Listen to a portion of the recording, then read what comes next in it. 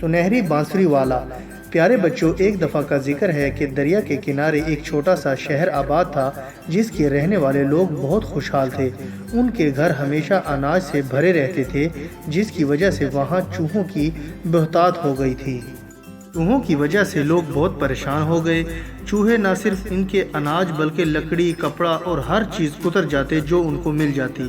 شہر کے لوگوں نے فیصلہ کیا کہ بادشاہ کے سامنے یہ مسئلہ بیان کیا جائے۔ چنانچہ وہ محل کے باہر جمع ہو گئے اور بادشاہ کو اپنی پریشانی بیان کی۔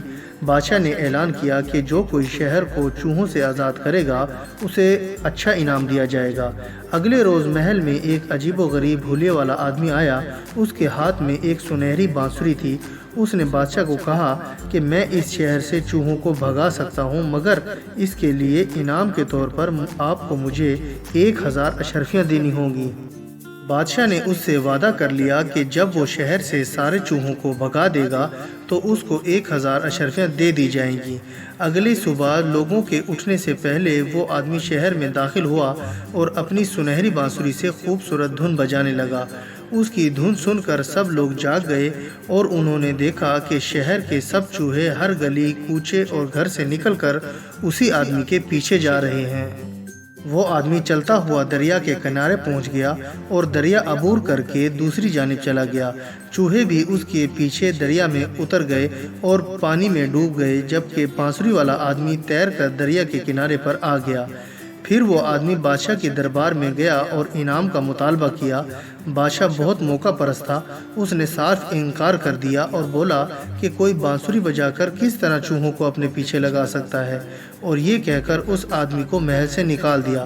کچھ دن کے بعد وہ آدمی دوبارہ شہر میں آیا اور پھر سے اپنی بانسری بجانے لگا۔ اس بار شہر کے سب چھوٹے بڑے بچے اس کے پیچھے چل پڑے۔ ایسا لگتا تھا جیسے ان پر کسی نے کوئی جادو کر دیا ہے۔ آدمی ان کو اپنے ساتھ جنگل میں لے گیا اور وہاں ایک غار کے پاس پہنچ گیا۔ غار کا منہ کھلا ہوا تھا اور اندر ایک دروازہ لگا ہوا تھا۔ آدمی اس غار میں داخل ہو گیا اور اس کے پیچھے پیچھے سب بچے بھی غار میں داخل ہو گئے۔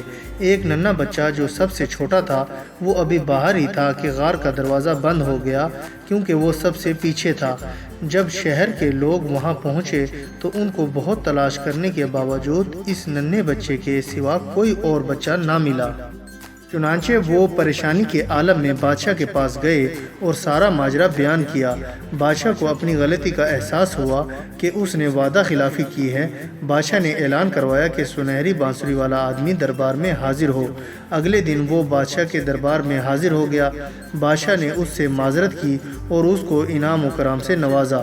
اس آدمی نے بھی بچوں کو واپس ان کے والدین کے حوالے کر دیا۔ تو پیارے بچوں، اس کہانی سے ہمیں یہ سبق حاصل ہوتا ہے کہ وعدہ کرو تو پورا کرو اور وعدہ خلافی کبھی نہ کرو، کیونکہ وعدہ خلافی کرنے سے لوگوں کی دل آزاری ہوتی ہے۔ اور بچوں، میں امید کرتا ہوں کہ آپ کو میری یہ کہانی پسند آئی ہوگی اور آپ اس کو لائک، شیئر اور کمنٹس بھی کریں گے۔